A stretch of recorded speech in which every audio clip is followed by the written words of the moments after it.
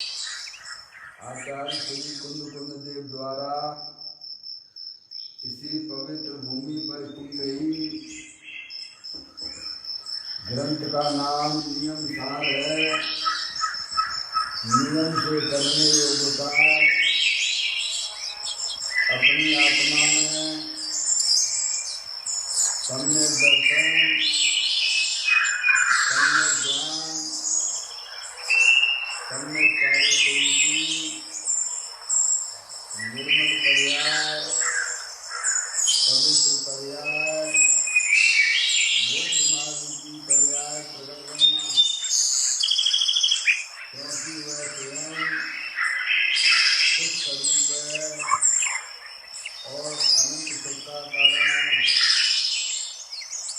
अनादिकाल से हमारे आपके आत्मा में पर को अपना जानने वाली, पर को अपना मानने वाली, पर के साथ संबंध रखने वाली ऐसी मूल आठ देश रूपी अपवित्र पर्याय, मलिन पर्याय प्रकट है, जो स्वयं दुष्ट है और अनंत दुख का कारण है। ऐसी मूलाल के सूची मलिन पर्याय का अपनी आत्मा में से उसका अभाव करना और समय दर्शन ज्ञान कार्य सूची निर्मल पर्याय, पवित्र पर्याय, मोक्ष मार्ग की पर्याय प्रकट करना। ऐसे कार्य की प्राप्ति गुणवाणी माता के माध्यम से अपने आत्मा के स्वरूप को पहचानना। अपनी जो आत्म वस्तु है, चैतन्य वस्तु है, वह पर भावों से भिन्न है और अपने ज्ञानादि अनंत शक्तियों सहित है। ऐसे जायक परमात्मा का माँ गुणवाणी माता के द्वारा परिचय करके तत्पश्चात शरीर रागादि ये सब परंपर दृष्टियाँ हैं, उनका हमारे आत्मा के साथ में किसी प्रकार का कोई संबंध नहीं है। इस प्रकार शरीर रागादि पर रखित होकर अंदर से अखंड ज्ञान ज्योति स्वरूप भगवान आत्मा है, जो कि मैं हूँ, उसमें ही अपना स्थापित करके उसको ही निज रूप से जानते हुए उस रूप ही परमन करना, यही हमारा आपका सबका कर्तव्य है। उसकी चर्चा आचार्य भगवंतों ने एक एक गाथा, एक एक कलश और पूजा के माध्यम से हमें अपनी आत्मवस्तु को समझाया है। देखिएगा यहाँ पर नियम कार्य ग्रंथ चल रहा है, जिसमें चौथा अधिकार की बात है। विवाह काल का अधिकार मंगला की 28वीं दिन की चर्चा है। यहाँ पर 63 नंबर की गाथा के माध्यम से मंगला की ऐसा समिति की चर्चा आई हुई है। इसका अपन इसलिए करते हैं, गाथा करते हैं। कुशोदले पर दत्त कृत कार्य जो बिना करके नहीं अनुमोदना मुनि समिति मंगला की सूचना समिति का शरीर कैसा होता है, उसकी चर्चा इस गाथा के अंदर आई है। कहते हैं आहार और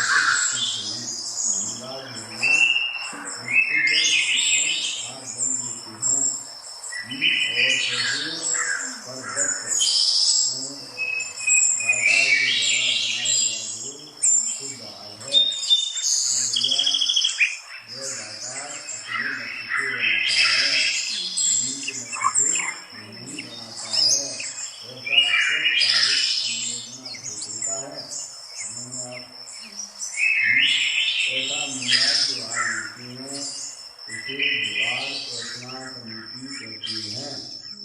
निश्चय से ऐसा समिति अपना जो गायक प्रभु परमात्मा जो सिद्धि की सामर्थ्य वाला है उसे अपना जानना, उसे अपना मानना और इस रूप में संयम करना, यह वास्तव में नित्य ऐसा समिति है।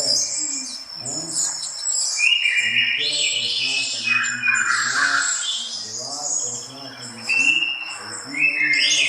इस प्रकार की सुंदर चर्चा इस गाथा के अंदर आई है। देखेगा आप प्रवचन चिंता नहीं चल रहा है। यहाँ पर प्रश्न उत्तर के माध्यम से अपनी चर्चा आगे बढ़ रही है। जैसा कोई नंबर यहाँ पर एक मनुष्य वाली का प्रश्न है।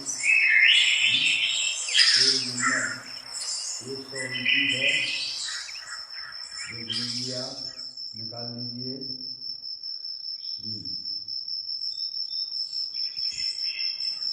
क्या दिगंबर साधु पात्र रखते हैं?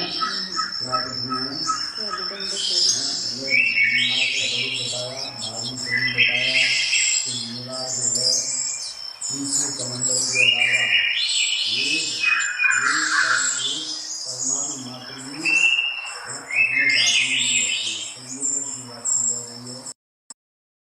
एक परमाणु मात्र भी, एक धागा भी अगर अपने साथ में रखते हैं तो वह वास्तव में मुनराज का स्वरूप नहीं होता है। कोई मुनराज अपने साथ में पात्र रखता है, बर्तन आदि रखता है, तो वह वास्तव में व्यवहारिक दृष्टि से भी मुनि नहीं है। समझेंगे आप? मुनराज मात्र अपने संयोग में साथ में पीछी कमंडल रखते हैं। समझेंगे आप? और वह पीछी जीवों के प्रति जो दया का परिणाम है, उनके द्वारा कोई विराधन ना हो जाए तो जीव रक्षा के परिमार्जन हेतु वह पीछी का उपयोग होता है। और जो कमंडल में पानी रहता है वह उनके जो है न्याय आदि की जो क्रियाएँ होती हैं उसके लिए वह उपयोग करते हैं। इसके अलावा मुनराज अगर अपने साथ में एक धागा, समझेंगे आप, अगर रखते हैं संयोग के रूप में तो वह वास्तव में व्यवहारिक दृष्टि से वह मुनि भी नहीं है। समझेंगे आप? उसकी चर्चा यहाँ चल रही है। यहाँ तो ये कह रहे हैं क्या दिगंबर साधु पात्र रखते हैं? पात्र यानी बर्तन। समझेंगे आप? तो गुरुदेव श्री कहते हैं दिगंबर साधु पात्र रखते ही नहीं है। समझेंगे आप? दिगंबर साधु की बात चल रही है। वे पानी का कमंडलू रखते हैं, तथापि वह पानी पीने के लिए नहीं है। पीने के लिए वह पानी हो ही नहीं सकता। वह तो सोच के लिए है, वह भी अपवादात्मक उपकरण है। समझेंगे आप? क्या करें? इसके बिना उनकी व्यवस्थाएं जमती नहीं है। शौच क्रिया आदि के लिए वह कमंडल में पानी रखते हैं। समझे? और आर पानी तो जब उनकी नियम के अनुसार अगर व्यवस्था बनती है तो उसको ग्रहण करते हैं। तो कहते हैं वह तो शौच के लिए है, वह भी अपवाद आदि उपकरण है। ऐसा प्रवचन सार गाथा 225 में कहा गया है। अरे गुरु की वाणी सुनना भी अपवादित उपकरण है। गुरु की वाणी सुनना भी अपवादित उपकरण है। देखो ऐसे एक भाई ने प्रश्न किया, वाणी सुनना भी अपवादित उपकरण कहा आपने है? कमंडलू की भी अपवादित भी है, उसकी क्या है?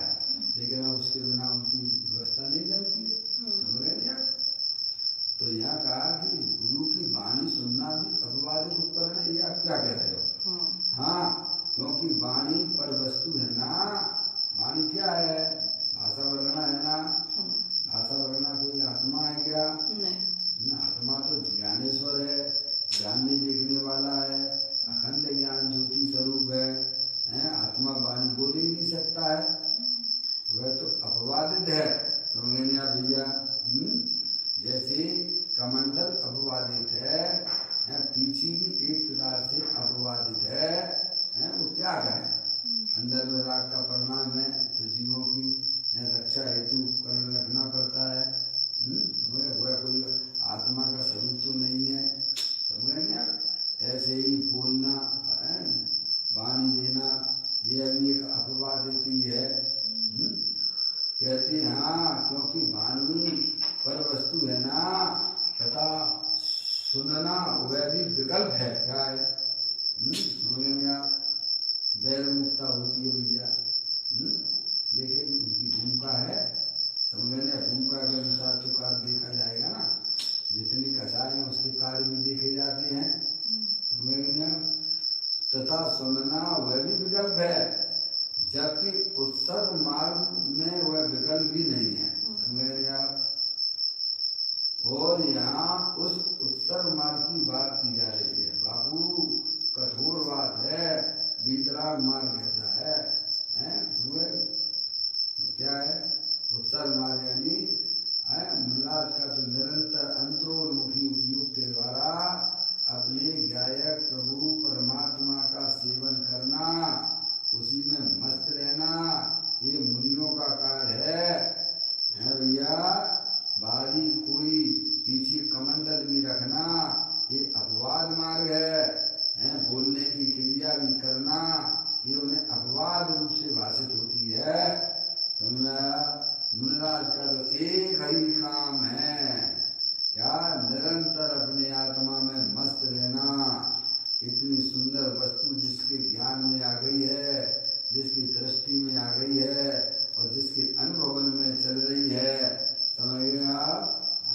ऐसा कोई मुनिराज का स्वरूप होता है भैया। भगवान आत्मा ऐसा है कि इच्छा और आश्रव तत्व, इच्छा अर्थात आश्रव तत्व और असन अर्थात अजीब तत्व रहित है, समझेंगे आप। भोजन की इच्छा वह आश्रव तत्व है, असन यानी भोजन वह जो है अजीब तत्व है। इन दोनों से रहित अपने भगवान आत्मा का स्वरूप है, समझ में आया। आहार द्रव्य है और बोलने की जो इच्छा है, राग है, वो आश्रव तत्व है। और उन दोनों से प्रत्येक आत्मा तीनों का भिन्न वस्तु है, समझेंगे आप। उनके गुणों की परिणति वह मुनि की भूमिका के योग जितनी अपेक्षित हो उतनी शुद्ध होती है। क्या भैया, उसके परिणति वह मुनि की भूमिका के योग अपनी मर्यादा में मुनिराज व्यवहार आचरण जो होता है वह उनकी मर्यादा की में ही होता है। मर्यादा के बाद वह मुनिराज जाते ही नहीं है। आप उनके गुणों की परिणति वह मुनि की भूमिका के योग जितनी अपेक्षित हो उतनी शुद्ध होती है, उसमें वह दोष लगने देते नहीं है। उसे मुनिपना और तप कहा जाता है, समझे नहीं आप। और इस प्रकार मुनि को मानना यथार्थ है, ऐसा समझे नहीं आप। ऐसे मुनिराज होते हैं, उनको मानना वह ठीक है, अन्य प्रकार से मानना वह दोष है, समझे आप, वो ठीक नहीं है। उसे मुनिपना और तप कहा जाता है। इस प्रकार मुनि को मानना यथार्थ है।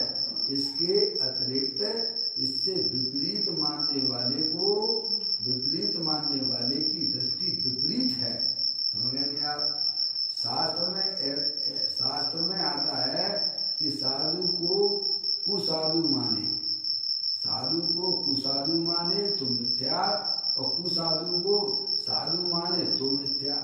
क्या कहा, साधु को, जो साधु का स्वरूप शास्त्र में बताया गया है, साधु को कुसाधु माने है तो वो साधु, समझ नहीं आप। बिल्कुल 28 मूल गुणों का नियम के अनुसार शास्त्र में जैसा दिया गया है वैसा ना माना जावे तो वह भी ठीक नहीं है, समझ नहीं आप। साधु को कुसाधु माने है तो वास्तव में भी साधु 28 मूल गुण का कहीं भी है। अपन तो बाहरी लक्षण से बात कर रहे हैं ना, अंतर में तो वे अपनी आत्मा में मस्त हैं, समझ गए आप। चलो अंतरन तो मैं आपको दिखता नहीं है, पर बाहरी 28 मूल गुण तो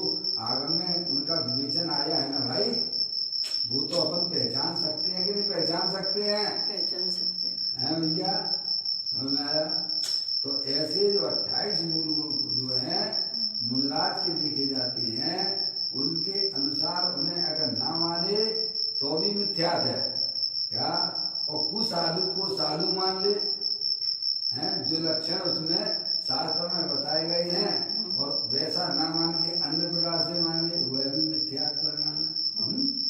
इसीलिए अब हमारी आपकी सबकी जिम्मेदारी हो गई है, अगर हमें अपनी आत्मा में सम्यक दर्शन की प्राप्ति करना है तो जैसा वस्तु स्वरूप है, न न्यूनम न अधिकम न विपरीतम, क्या भैया समझ गया, इस सम्यक ज्ञान का लक्षण है, जैसा है वैसा जानना, वैसा मानना, वैसा ही आचरण करना, और उससे कम अधिक या विपरीत माने हुए वास्तव में हमारे ज्ञान का दोष है भैया।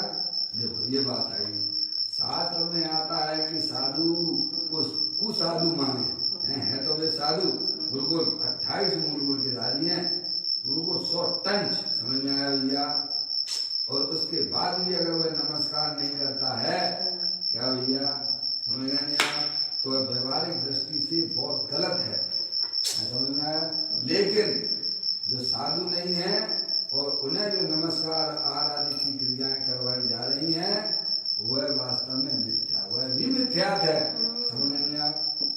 हमारी बहुत बड़ी जिम्मेदारी हो जाती है भाई साहब, जागृति की जरूरत है, बहुत जरूरत है भैया। ये तो बिल्कुल कांटे पे चलने जैसा धर्म है ये, समझ आया भैया, कठिन बिल्कुल नहीं है, ध्यान रखिएगा। अगर आप जो है स्वयं समझदार हो जाइए, अपने आत्म कल्याण की दृष्टि से आप आइए, तो वह चीज आपके लिए बहुत सरल लगेगी, समझ में आया भैया। पारखी होना चाहिए क्या, जैसे वो होता है ना सुनार, उसका जो है ना पारखी होता है सोने का, हर चीज जो सोना लेता है तो कैसे लेता है, पप्पू भैया, शराब में सोना बेचने जाते हो तो उस समय उस शराब का सोना है क्या, कैसा पारखी होता है, वो है सोने की वस्तु को कैसे करता है, कसौटी पे कसता है, क्या कसता है, तब वो का ऐसा ग्रहण करता है, नहीं तो जो कहता भाई साहब ले जाएगा, क्या कह देगा। ऐसे ही सम्यक दृष्टि जीव भी पारखी हुआ करता है, क्या समझ नहीं आप, दोस्त को दोस्त समझता है, उसे अपने अंदर नहीं आने देता है, और जो सही चीज है उसे ग्रहण करता है, ऐसी उसकी ज्ञान की प्रजा का स्वरूप हो जाता है, परिणमन होने लगता है।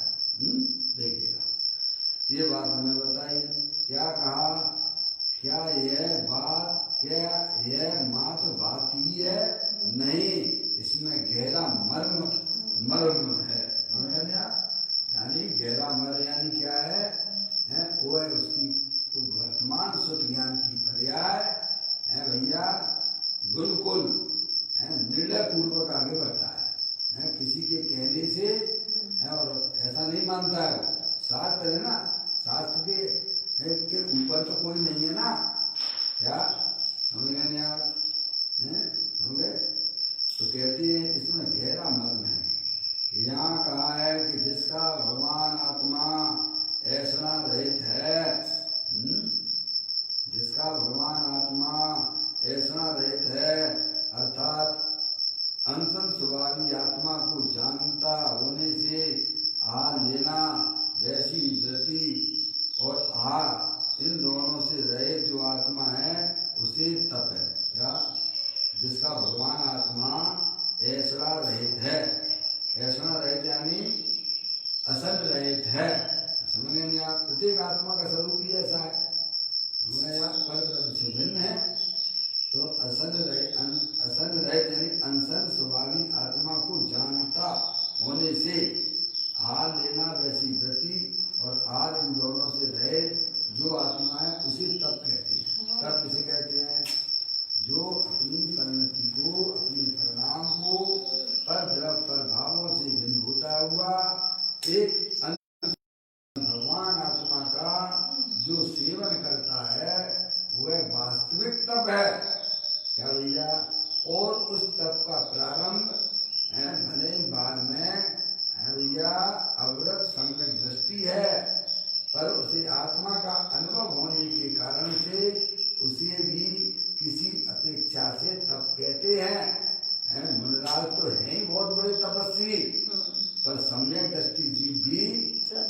दृष्टि है, समझ में आया? क्योंकि उसकी वर्तमान ज्ञान की पर्याय और श्रद्धा एकमात्र अपने शुद्धात्मा को ग्रहण कर रही है। समझ में आया भैया? ऐसी बात है भैया।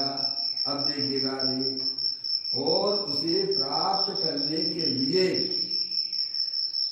अंशन स्वभावी आत्मा को परिपूर्ण रूप से प्राप्त करने के लिए प्रयत्न करने वाले ऐसे जो श्रमण उन्हें अन्य स्वरूप से भी भिन्न ऐसी भिक्षा ऐसा बिना ऐसा दोष रहित होती है, इसीलिए वे श्रमण अनाहारी हैं।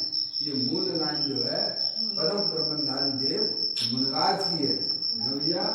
देखिएगा इसी लाइन के ऊपर गुरुदेव श्री ने जो अपना व्याख्यान किया है उसको अपन पढ़ लेते हैं। पेज नंबर 130 पे आ जाइए आप। मेरा तत्व आहार और इच्छा रहित ही है। क्या मेरी जो चैतन्य वस्तु है वह कैसी है? आहार यानी है भैया, आहार परद्रव है ना, भोजन जो है ना स्वद्रव है क्या परद्रव है? अरे बोलो, परद्रव है ना। जैसे शरीर परद्रव है वैसे ही आहार भी परद्रव है, और उसको आहार को ग्रहण करने की जो इच्छा है वह भी परद्रव है। हाँ, ऐसा भगवान आत्मा सभी के पास में उपलब्ध है। सबके पल्ले लाल लाल बिना कोई नहीं, और गांठ खोल देखी नहीं ताते भयो कंगाल। प्रत्येक आत्मा पर द्रव और पर भावों से भिन्न है। ऐसे ज्ञायक प्रभु परमात्मा को जो दृष्टि में लेते हैं, जो ज्ञान में लेते हैं, वे सब सम्यक दृष्टि जीव हैं भैया। ऐसे आत्मा को जो वर्ण करते हैं, समझ लेना चाहिए कि अब उनके संसार का किनारा आ चुका है। क्या बेटो? चलो मैं देखता हूँ। पप्पू भैया कोई प्रॉब्लम आ रही है क्या? पप्पू भाई आपका फोन कट रहा है, बार बार आ रहा है। मैं लगाऊं क्या? आवाज कम आ रही है, बहुत कम आ रही। कोई बात नहीं, मैं लगा रहा हूँ, आप उसे उठा लीजिए, है ना? मैं लगा देता हूँ। बेटो बोलो, हमको 1 मिनट में आगे लगा दो। समझ में आया भैया? देखो 130 नंबर के पृष्ठ पर एक चर्चा है? मेरा तत्व, तत्व यानी आत्मा, आत्म वस्तु है। बेटे फोन लगा देना ये पप्पू का, इससे फोन आवाज नहीं आ रही उनकी बराबर।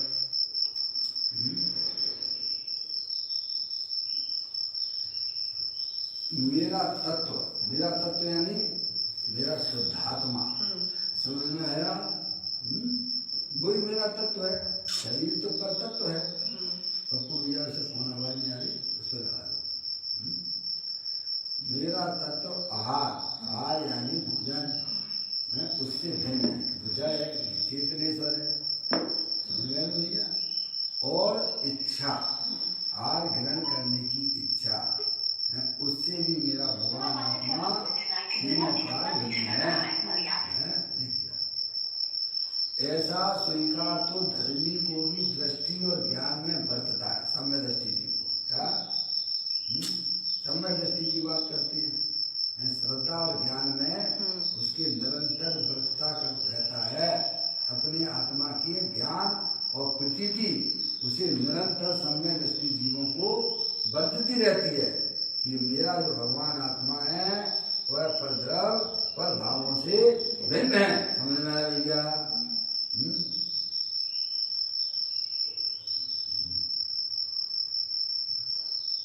फोन में ही दिक्कत है पप्पू भैया, आपके फोन में ही दिक्कत है कुछ, जो बार बार यहाँ से भी कट रहा है, वहां से भी आपको ऐसे ही चलना पड़ेगा।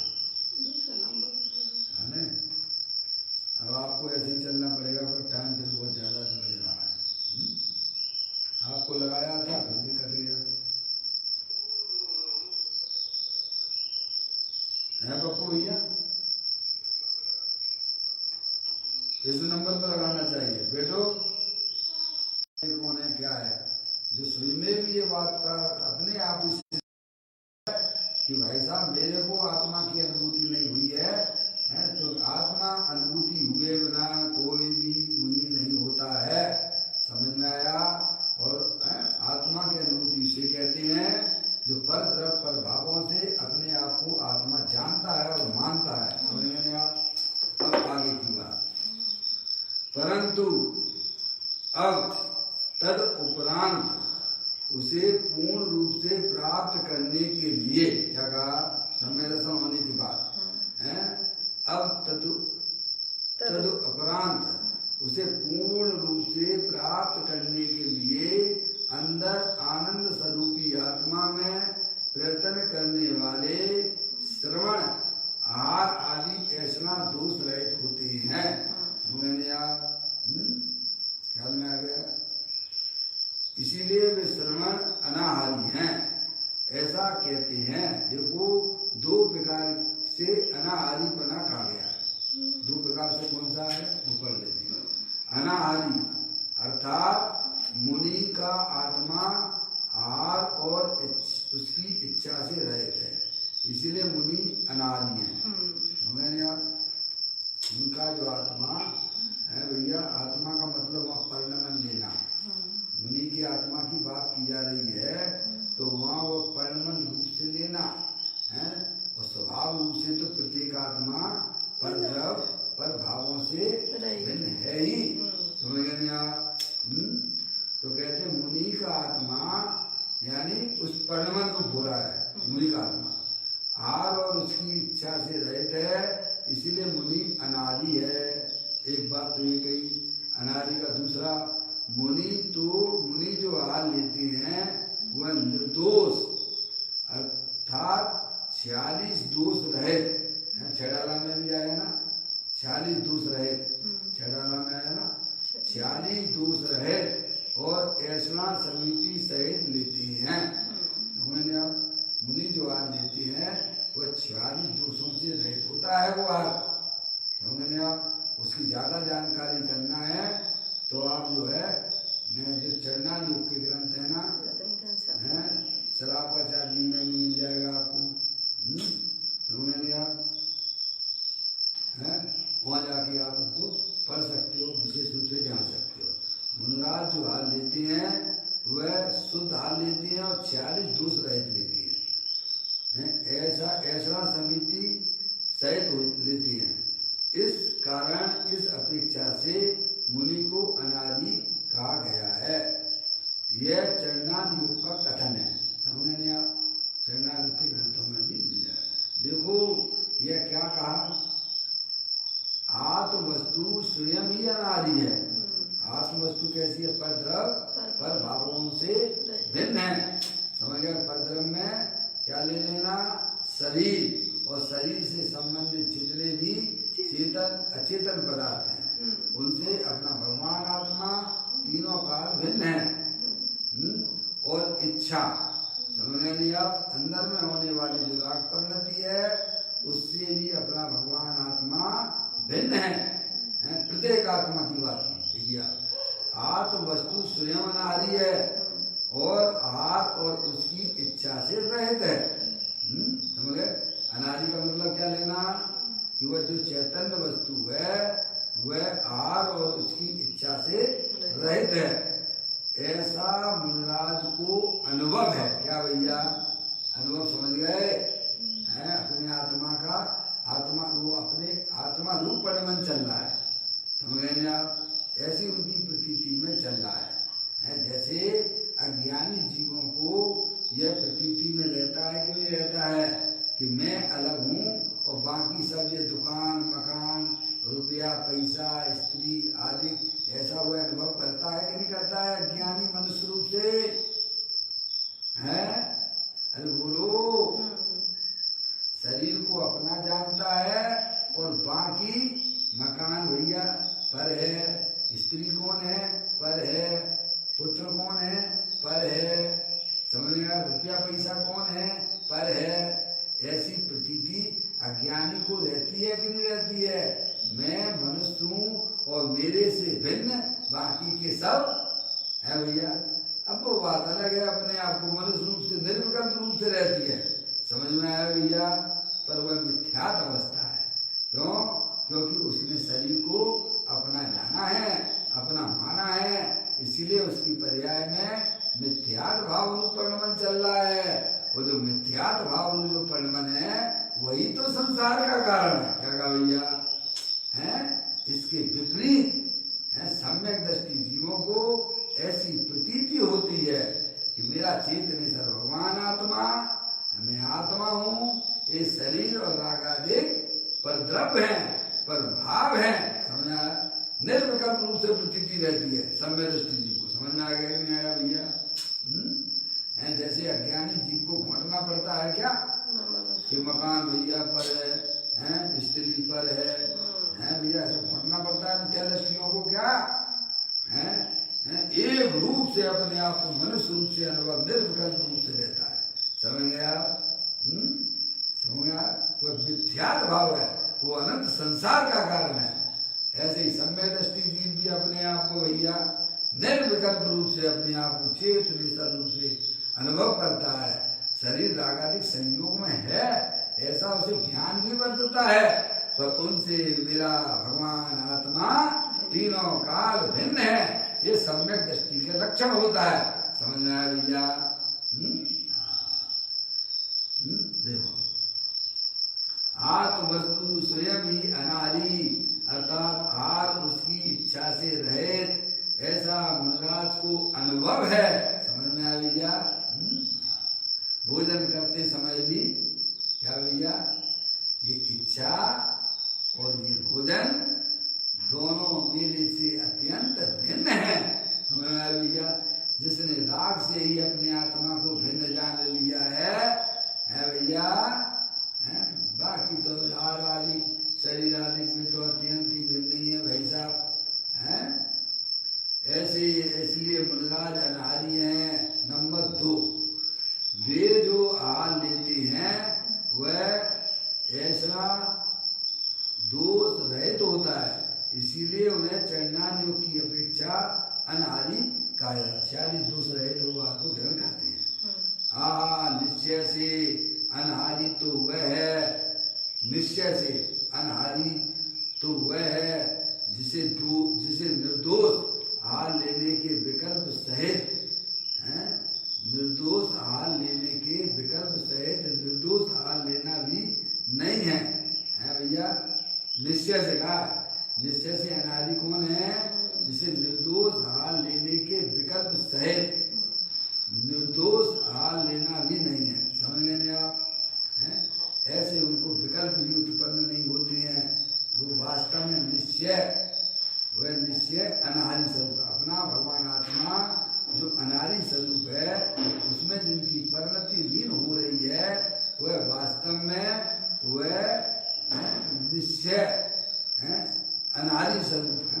निश्चय से वह ऐसा समिति है। क्या? विकल्प से भी 46 दोष रहे हैं, ऐसे विकल्प से भी उनकी पर्याय दूर बरतती है। समझ नहीं आप? वह ऐसा समिति, निश्चय ऐसा समिति है। ऐसा अनादि मुनि है। यहाँ कलश में पहले ऐसा अनादिपना सिद्ध किया गया है। तात्पर्य है कि पहले तो ऐसा अर्थात निर्दोष आहार लेने की इच्छा यानी वृत्ति और अनशन रहित आत्मा है, जिसे ऐसी आत्मा का भान वर्तता है। क्या? कि मेरा भगवान आत्मा तीनों काल शरीर रागादि से भिन्न है। ऐसा उनका आत्मभान वर्तता है। वे मुनि अनादि हैं। समझेंगे आप? यह कहा है। तत्पश्चात दूसरे प्रकार से अनादिपना यह कहा कि जिसे चरणान योग की विधि अनुसार 46 दोष रहे उस शुद्ध भोजन में भी 46 दोष रहे भक्ति संतरा सब चरणान योग में दिया गया है भैया। चरणान योग की विधि अनुसार ऐसा समिति सहित निर्दोष आहार जिस प्रकार आहार आदि लेते हैं उसे चरणान योग की अपेक्षा से अनादि कहा जाता है। उसे ऐसा आहार की वृत्ति होने पर भी निर्दोष आहार ग्रहण करने की वृत्ति है, इसीलिए व्यवहार से अनादि कहा जाता है। चरणान योग से तो 46 दोष रहित और 32 अंतराय रहित आहार को ग्रहण करती हैं। भाई अद्भुत बात है, यह प्रवचन सार में चरणान योग चूलिका की गाथा है। इसीलिए चरणान योग की अपेक्षा भी अनादि पने की बात कही गई है। समझे ना कितना उनकी पर्याय में है, उस आसक्ति का परिणाम तो बहुत दूर की बात हो गई है। इसीलिए देखो हमारे महानायक आदिनाथ भगवान हैं, कितने महीने तक तो आहार के लिए निकले नहीं, कितने दिन तक 6 महीने तक। समझ में आया भैया। और ये तो भी अवध ज्ञानी क्या, लेकिन अवध ज्ञान का भी उपयोग नहीं करते हैं। ऐसे होते हैं तीर्थंकर ज्ञानी धर्मात्मा है भैया, अवध ज्ञान तो उनको शुरू से ही होता है, जन्म से ही होता है। मत ज्ञान सुख ज्ञान अवध ज्ञान के धारी होते हैं कि नहीं होते हैं तीर्थंकर का जीव है, लेकिन वह अवध ज्ञान का उपयोग नहीं करते क्या भैया। और हमारे पास अगर हो जाए तो है भैया, दुनिया भर की भीड़ इकट्ठी करना, हो लोग मेरे पास आ रहे हैं, समझ में आया है। तो एकत्र बुद्धि है। ऐसे अनेक मुनिराज भी तो हैं जो बता देते हैं और जो कर देते हैं। समझ में आ गया कि नहीं आ गया भैया। ख्याल में आती बात है। 6 महीने तक तो वे आहार के लिए ही नहीं गए आदिनाथ का जीव बुरी अवस्था में है भैया। और 6 महीने के बाद आहार के लिए गए तो उनकी विधि नहीं मिली है, तो कितना हो गया, 13 महीना हो जाते हैं उनमें। 7 महीना 7 दिन आहार की विधि नहीं मिली और 6 महीना 7 दिन आहार की विधि उन्हें नहीं मिली। ऐसे 13 महीना 7 6 महीना तो आहार के लिए ही नहीं गए। जब तक विधि नहीं मिलती है तब तक मुनिराज आहार नहीं लेते हैं। समझ नहीं। कोई कहता भाई साहब उनके पास तो अवध ज्ञान था, पता लगा लेते कि 7 महीने तक तो तुम्हें आहार मिलना ही नहीं है, तो कम से कम एक रिकॉर्ड तो बन जाता। ये रिकॉर्ड के चक्कर में नहीं रहते हैं। ये मुनिराज सहज क्रिया का नाम है, खींचा तानी का कोई मार्ग ऐसा अंदर में होता नहीं है। समझ में आ गया भैया। विधि विधान के अनुसार अगर व्यवस्था जमती है तो ठीक है, और नहीं तो विकल्प तो अपने आप आता है चला जाता है। वे तो अनाहरी भगवान आत्मा इतना सुंदर आत्मा मिल गया, ज्ञानानंद मूर्ति प्रभु भगवान आत्मा मिल गया उन्हें, क्या जरूरत है आहार की है भैया। लेकिन उनकी भूमिका के अनुसार अगर वह विकल्प आता है और उस विकल्प का भी उन्हें पक्ष होता नहीं है। समझ में आया भैया। तो मुनिराज दुखी हैं कि सुखी हैं, एक 2 महीने तक उन्हें आहार नहीं मिलता है, तो हम क्या समझते हैं भैया। अरे कूलर में सोने वाला, कूलर में आनंद मानने वाला, एसी में आनंद मानने वाला, भरी हुई गर्मी में मुनिराज को देखे तो क्या कहता है भैया, तुम अपना चश्मा उतारो। बेचारे वे नहीं है, बेचारे तुम हो जो दूसरों के सहारे अपनी जिंदगी जी रहे हो। क्या भैया, कूलर बंद हो गया, लाइट चली गई, भगवान याद आने लग गए, क्या होगा भैया। समझ में आया। हमने अपने आत्मा को कितना पराधीन बना लिया है, और फिर भी हमें पंचेंद्रिय के विषयों की तरफ हमारी दौड़ निरंतर लगी हुई है। तत्व समझने के बाद भी है भैया पंचेंद्रिय के विषयों के आश्रय पड़े हुए हो। अरे गाड़ी कब से तुम्हारी पड़ी हुई है, अनंत काल हो गया है, पर के भरोसे गाड़ी कब तक चलाओगे है भैया। मेरा भगवान आत्मा पर द्रव प्रभावों से भिन्न है। मुनिराज तो अपने ऐसे मस्त रहते हैं, समझ गया। उनको भी हार के विकल्प भी सताते नहीं है, वे आए राम और गए राम के रूप में चले जाते। समझ में आया भैया। मुनिराज तो भैया कहते हैं मनुष्य होना कठिन है, साधु कहाँ से होए और साधु हुआ तो सिद्ध हुआ। क्या कहा भैया? करनी रही ना कोई। क्या भैया? है भैया, मनुष्य होना जहाँ दुर्लभ है, मनुष्य हो गया भैया, है मनुष्य होकर मनुष्य हुआ तो साधु हुआ, है भैया, और साधु हुआ तो सिद्ध हुआ, फिर करनी रही ना कोई। मनुष्य पर्याय तो इसके लिए होती है भाई साहब। अब आप समझ लीजिए कि हम मनुष्य पर्याय में प्राप्त करके भी क्या कर रहे हैं? कुछ नहीं है, एसी के भरोसे बैठे हुए, टीवी के भरोसे बैठे हुए, रुपया पैसा के भरोसे बैठे हुए हैं। क्या भैया? दूसरे के गीत गाते रहते हो। अब भगवान के दर्शन ही नहीं हो रहे। अरे भगवान ये कहते हैं कि तू स्वयं भगवान है। समझ में आया? देखने की दृष्टि सही कर ले, नहीं तो भिखारी बना। अगर मनुष्य पर्याय में कथम नहीं किया तो त्रियंश गति में क्या खा करोगे? है भैया, वहां तो वैसे ही खाने पीने के लाले नहीं है। नरकों में तो एक बूंद पानी नहीं मिलता है। समझ में आया भैया? और देव गति में तो बस भोगों में मस्त रहते हो।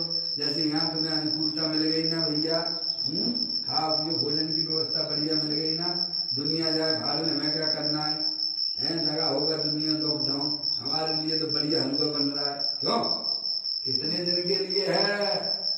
समझ गया? उससे हटो, अपने आत्मा को पहचानो। देखिएगा, यहाँ यह बताया जा रहा है, यह प्रवचन सार में चरणान योग चूलका की गाता है। इसीलिए चरणान योग की अपेक्षा भी अनारी पने की बात कही गई है। देखो कहा है, नंबर 1 आत्मा वस्तु। आत्मा वस्तु है ना, है भैया? आत्मा आहार और आहार ग्रहण की इच्छा से रहित है। कैसा है? चैतन्य वस्तु भैया, आहार और आहार इच्छा से रहित, आहार और आहार की इच्छा से रहित है। सब मूल ग्रंथ में लिखा हुआ वैसा है। ऐसा अनुभव जिसे बरतता है। क्या भैया? मेरी जो चैतन्य वस्तु है वह शरीर, आहार और उसकी इच्छा, आहार की जो इच्छा है भैया, उससे मेरा भगवान आत्मा भिन्न है। ऐसा जिनको अनुभव होता है वे सब मोक्ष मार्गी हैं। समझ गया भैया? आहार ग्रहण करने की इच्छा से रहित है। ऐसा अनुभव जिसे बरतता है वह मुनि अनादि